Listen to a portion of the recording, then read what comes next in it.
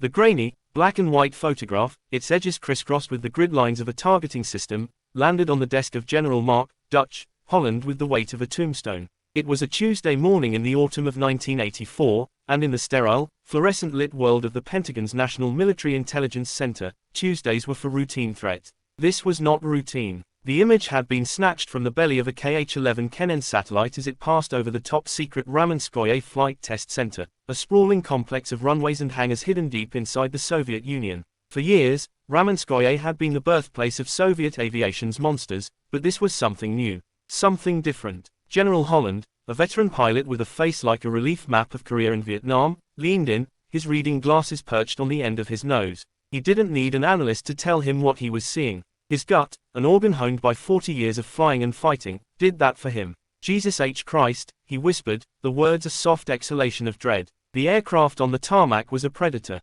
Its lines were a brutalist poem of aerodynamic efficiency, a stark departure from the boxy, robust MiGs and Sukhois that filled the Soviet air regiments. It was all sweeping angles and blended curves, its wings merging seamlessly into the fuselage in a way that screamed low observability. The air intakes were cunningly placed, likely to shield the engine faces from prying radar waves, but it was the sheer potential of the design that stole the breath. The long, clean fuselage suggested a massive internal fuel load. The widely spaced engines hinted at incredible power. The placement of the vertical stabilizers, canted inward, was a trick the Americans were only just incorporating into their own next-generation project. He summoned his lead analyst, a young, whip-smart Air Force captain named Sarah Miller. She arrived with a folder already thick with preliminary reports, her face pale. "Talk to me, Miller," Holland grunted, not taking his eyes off the photo. "Sir, we're designating it the MiG-41, Foxhound B. Initial analysis suggests a quantum leap." Her voice was steady, but he could hear the tremor underneath. "The airframe is revolutionary. We believe it's constructed primarily of titanium alloys and composite materials.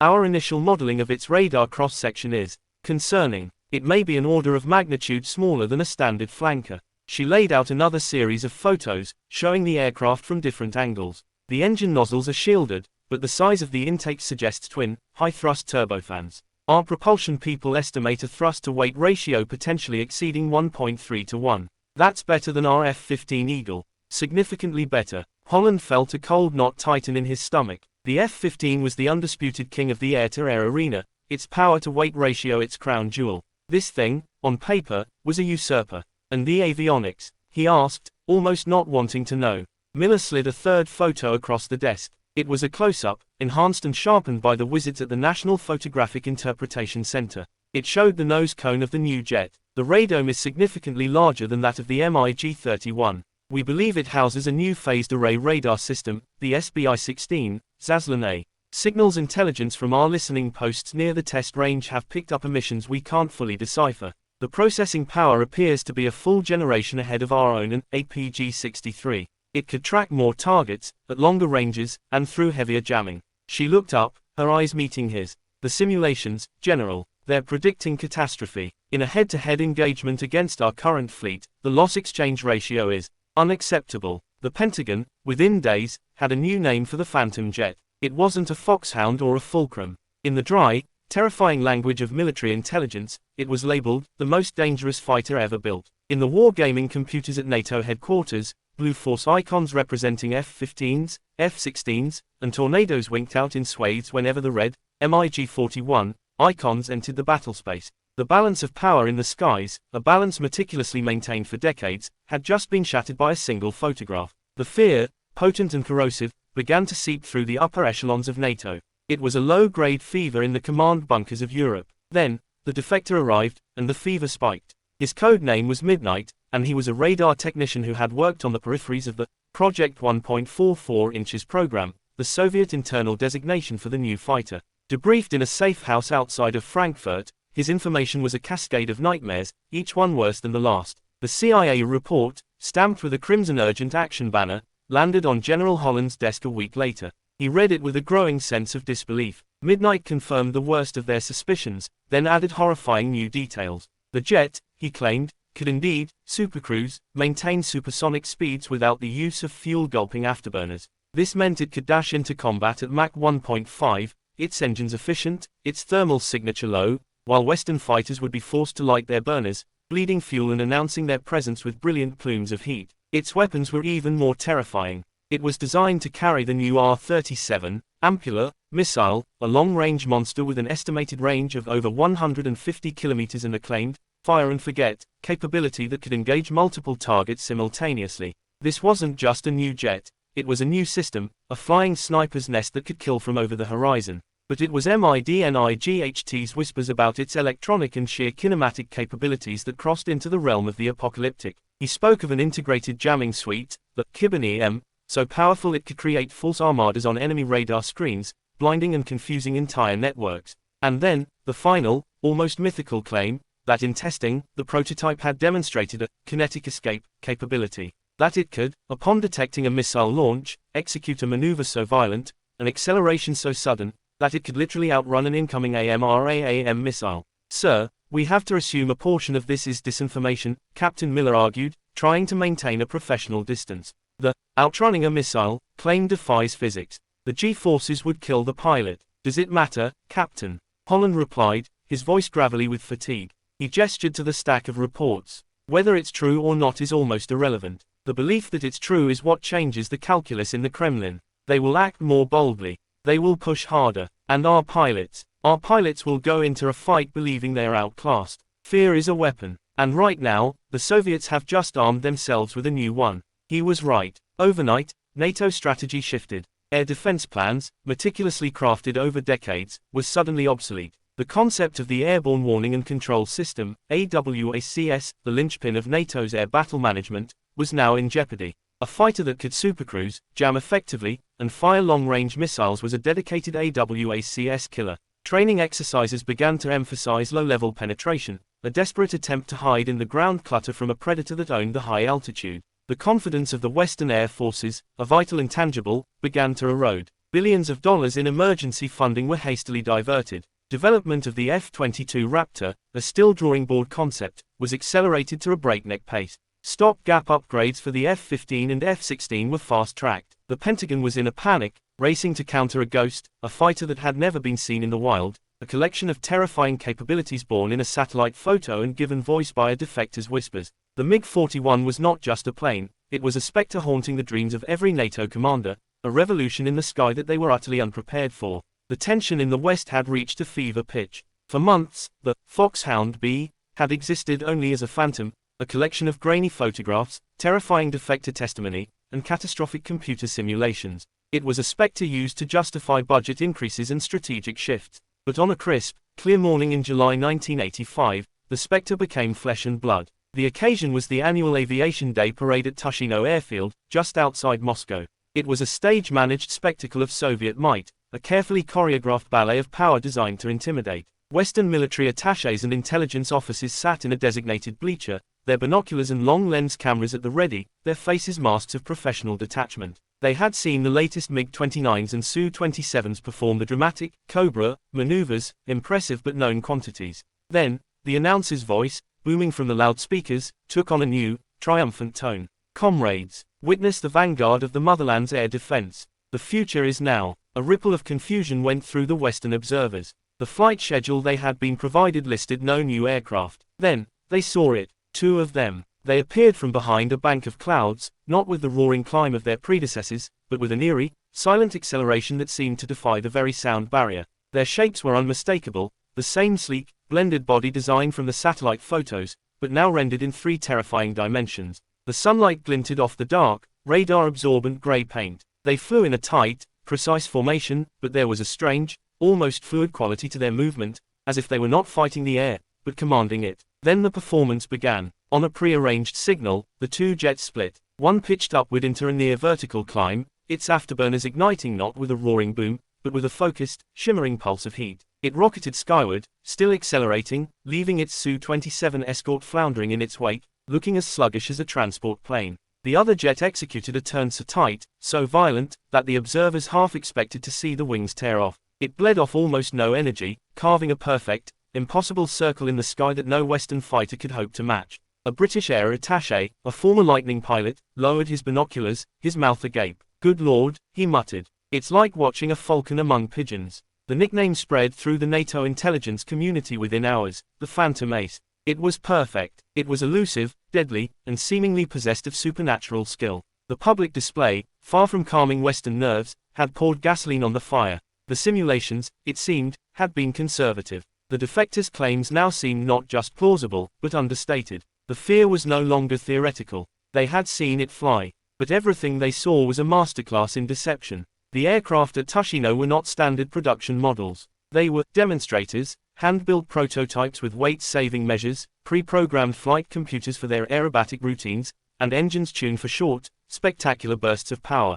The pilots were the absolute best in the Soviet Union, men who had trained for months to execute that specific, terrifying ballet. The Phantom Ace was a mirage, a Potemkin village of air power, designed to project an invincibility that the actual, assembly line version could not hope to achieve. The truth began to reveal itself not on a parade ground, but in the thin, cold air over a remote, disputed stretch of the Soviet-Afghan border. It was a minor skirmish, a recurring clash between Soviet patrols and Mujahideen supply convoys. For the Kremlin, it presented a perfect opportunity, a low-risk, real-world combat debut for their new wonder weapon. It would be a controlled demonstration, a chance to blood the new jet and send an unequivocal message to the West. At a forward airbase in Turkmenistan, the atmosphere was thick with anticipation and tension. Two of the new MiG-41s, freshly delivered from the factory, stood on the alert ramp. These were not the pristine demonstrators from Tushino. These were warplanes, painted in drab tactical camouflage, their surfaces already showing the fine scratches and dust of frontline service.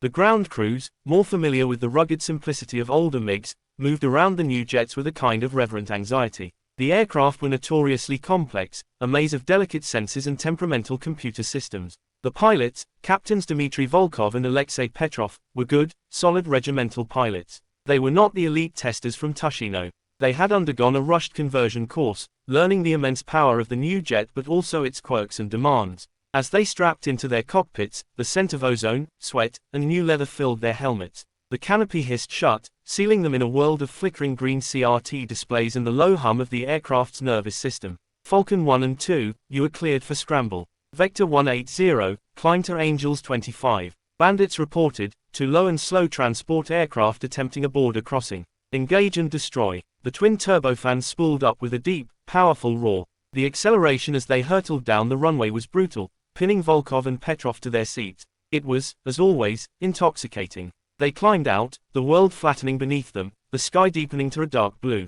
The sheer performance of the jet was undeniable. They were riding a rocket. Falcon 1, systems nominal, Volkov reported, his eyes scanning the complex array of instruments. The new Zaslana radar painted the sky ahead. It was powerful, almost too powerful, its returns cluttering the screen with ground clutter. He had to fiddle with the filters, a task more complex than in his old MiG-29. Falcon 2, nominal, Petrov echoed, but his voice held a slight edge. They pushed forward, thundering towards the engagement zone at high subsonic speed. The plan was simple, a clean, long-range missile shot, a quick victory, and a return to base for a triumphant debrief. Then, it began. Falcon lead, this is 2, Petrov's voice crackled over the secure radio. I am experiencing a control lag. The stick is heavy. It's not responding as in the simulator.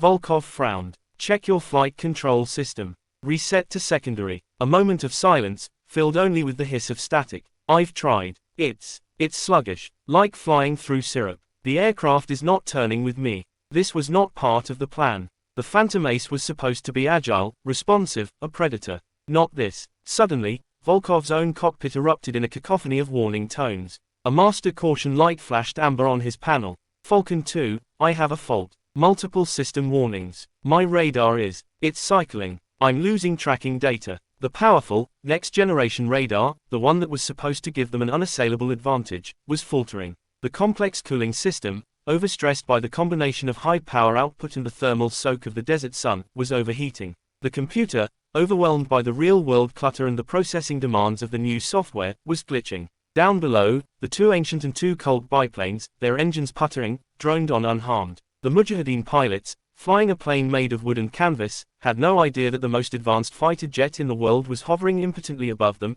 its pilots wrestling not with an enemy, but with their own malfunctioning technology. Falcon flight, abort mission. Ground control ordered, the frustration evident in the controller's voice. Return to base immediately. Acknowledge. Falcon 1, aborting, Volkov said, his own controls now feeling strangely numb, the fly-by-wire system introducing uncommanded oscillations. Falcon 2. Attempting to abort, Petrov's voice was strained. The aircraft is not responding. I have to switch to manual reversion. The myth of the Phantom Ace was crumbling, not under enemy fire, but under the weight of its own unsustainable complexity. The first combat deployment of the jet that had terrified NATO had ended not in a spectacular kill, but in a humiliating, systems-laden retreat. The red flags were flying, not on the battlefield, but in the cockpits of the very machines meant to dominate it. The truth, far from the terrifying specter of Tushino, was proving to be deeply, tragically flawed. The return flight to the remote Turkmenistan airbase was a white-knuckle nightmare, a far cry from the triumphant victory lap that had been envisioned.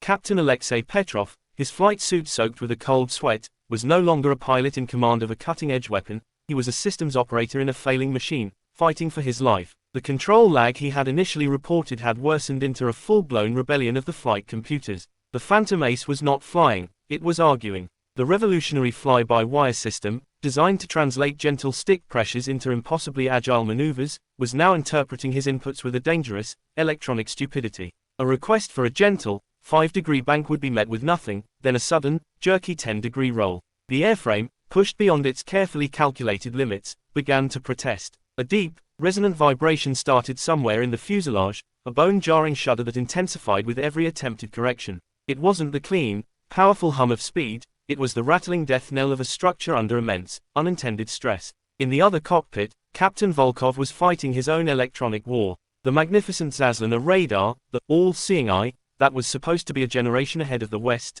had become a useless, flickering slab of glass. One moment it would paint a clear picture of the terrain below, the next it would freeze, displaying a ghost image of the sky from 2 minutes prior, before finally giving up entirely and dumping into a reboot cycle. The navigation screen, tied into the same overtaxed central computer, followed suit. His position on the moving map display would jump erratically, placing him over the Caspian Sea 1 second and the mountains of Afghanistan the next. He was flying blind, guided only by the most basic instruments and the increasingly frantic voice of ground control. What NATO had mistaken for revolutionary performance was actually the opposite, a later internal Soviet report would starkly admit. The airframe, for all its sleek, predatory lines, had fundamental harmonic issues. When turning under high G-forces, the long, slender fuselage would flex and vibrate, a phenomenon known as aeroelastic flutter that the engineers had theoretically solved but had not fully tamed in the rushed production models. The avionics, a bewildering collection of new generation processes, were hopelessly unstable.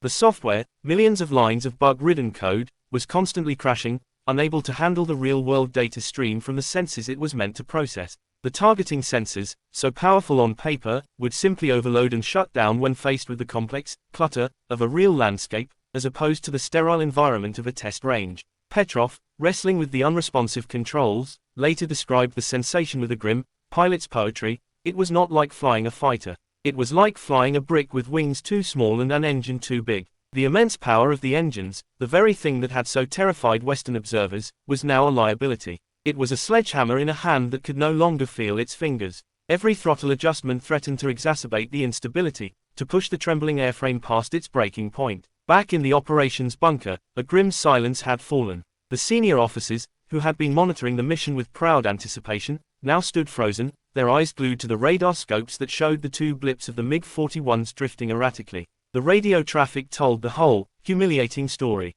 Falcon 2, confirm your heading. You are drifting west of course. Attempting to correct. The aircraft is not responding. Falcon 1, do you have a visual on the target? Negative. Systems failure. I am navigationally degraded. The enemy, the two ancient and two biplanes, droned on, their pilots utterly oblivious to the multi-million ruble technological drama unfolding above them. They crossed the border, disappearing into the rugged safety of the Afghan mountains. They had not jinked, not evaded, not even known they were being hunted. The most feared fighter in the world had been rendered impotent. The enemy never fired a shot. The Phantom Ace, in its combat debut, had defeated itself. The victory belonged not to Mujahideen marksmanship or clever tactics, but to the relentless, unforgiving laws of physics and the hubris of a system that valued spectacle over sustainability. Abort. Abort the mission and return to base, the ground controller ordered, his voice hollow. The command was a formality. The mission had already collapsed. The 50-mile flight back to the airbase was the longest of Petrov's life.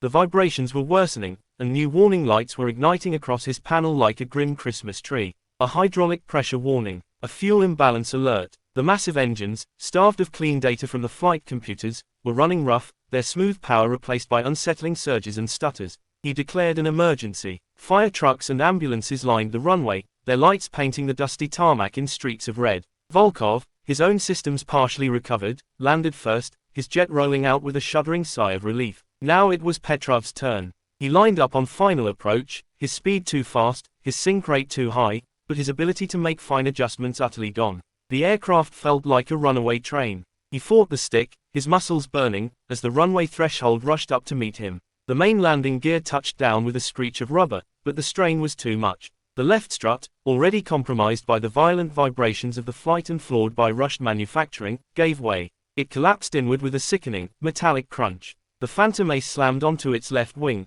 the titanium and composite structure groaning in protest. The aircraft veered violently to the left, skidding down the runway in a shower of sparks. A ruptured fuel line spewed volatile kerosene across the hot tarmac. The left engine, its intake digging into the concrete, seized with a sound of tearing metal. When the wreck finally slid to a stop, tilted at a grotesque angle, a profound silence fell, broken only by the hiss of escaping fluids and the wail of approaching sirens. Petrov, shaken but alive, punched open the canopy and scrambled clear, the acrid smell of fuel and scorched metal filling his lungs. Recovery teams rushed forward, their initial priority to prevent a fire. But as they approached the wreck, their horror quickly turned to a different, more profound kind of shock. They saw the truth with their own eyes. The collapsed landing gear revealed shoddy welding and substandard metal alloys. The torn open fuselage panels exposed a rat's nest of wiring, with cables run too close to hydraulic lines, and components held in place with what looked like improvisational brackets. The sleek, intimidating skin of the aircraft, up close, showed poor fit and finish,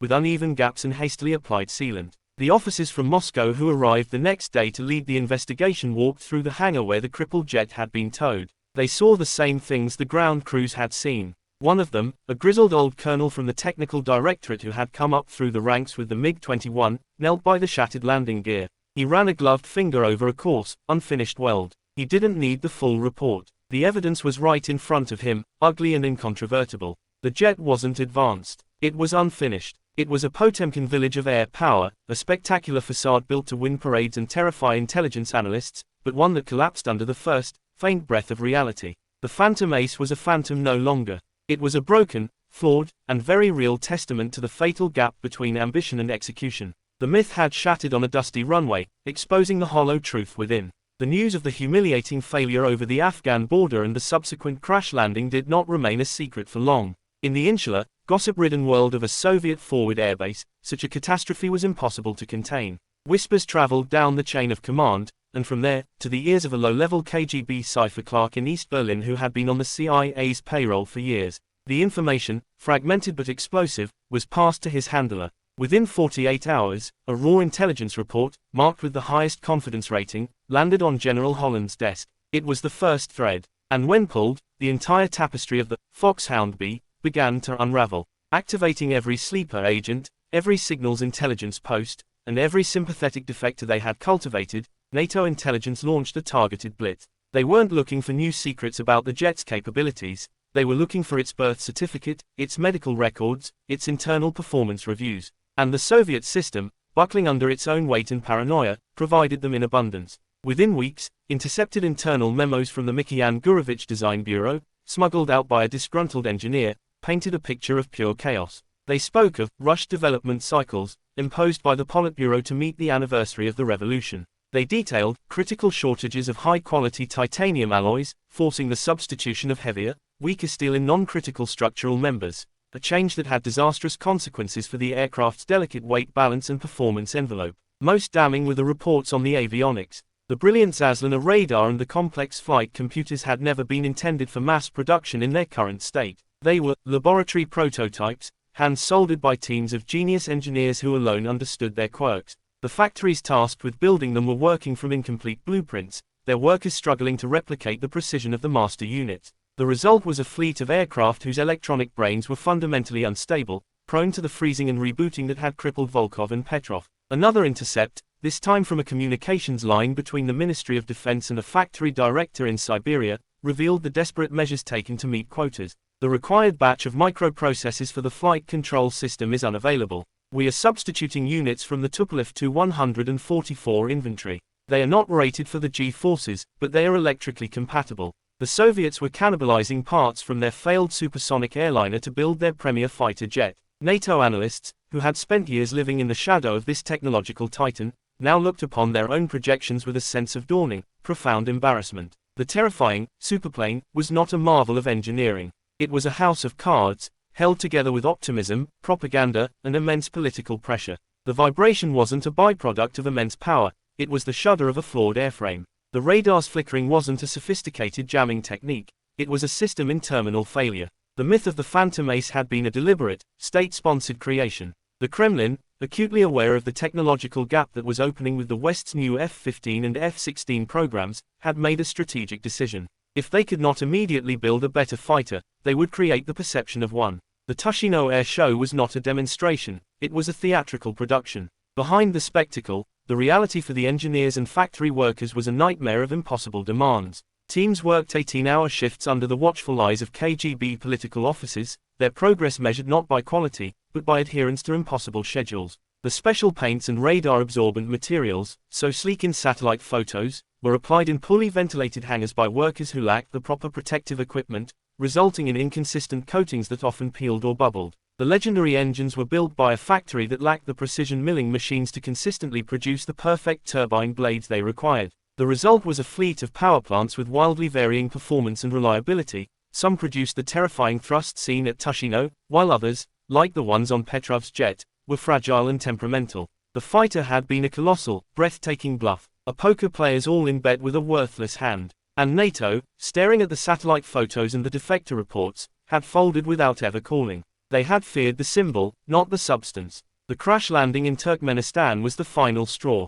The internal Soviet report on the incident was scathing. It catalogued over 50 critical failures, from the substandard landing gear weld that failed to the catastrophic software glitches. The conclusion was unambiguous: the aircraft was not combat ready. It was, in fact, a death trap for its pilots. The order came down from the very top, from a defense minister who had previously championed the program but now saw his own career on the line. The entire MiG-41 fleet was grounded, indefinitely. The official press release, a masterpiece of Soviet obfuscation, cited the need for a period of technical refinement and system optimization. The real reason was far simpler: they could not risk another crash. Another public failure would expose the entire charade, not just to NATO, but to the Soviet people and the rest of the Warsaw Pact. The silence from the pilots was the most telling indictment. In confidential debriefs, squadron commanders reported that their men, once eager to fly the legendary Phantom Ace, were now quietly requesting transfers back to their old MiG-29 units. They called the new jet, Grob, the coffin.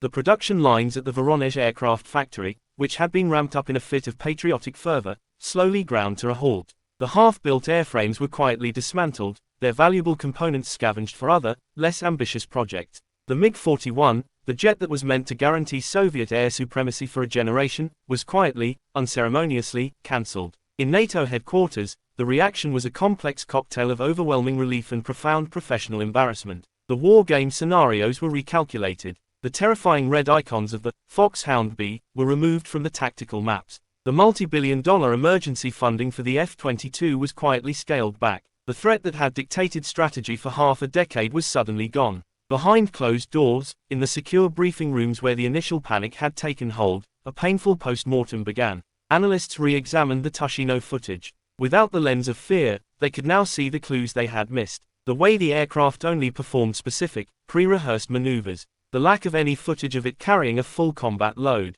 The fact that it was always flown by the same two elite test pilots. They had been watching a magic show, and they had fallen for every trick. The intercepted telemetry from the test flights, once thought to show impossible performance, was reanalyzed. The incredible climb rates were achieved with minimal fuel and no weapons. The tight turns were performed at the very edge of the aircraft's structural limits, a gamble no sane commander would risk in combat. They had taken the jet's absolute maximum performance and assumed it was its routine capability. One senior analyst, a man who had spent 3 years of his life dedicated to understanding and countering the Phantom, summarized the collective feeling in a memo that would become legendary within the intelligence community. He wrote, "We dedicated thousands of man-hours, billions of dollars, an immeasurable strategic anxiety to a threat that existed only on paper and in parade formations. We did not lose a technological race. We fell for a psychological operation. We feared a monster that never existed." The Phantom Ace had been ultimately defeated, not by a rival fighter or a new missile, but by the cold,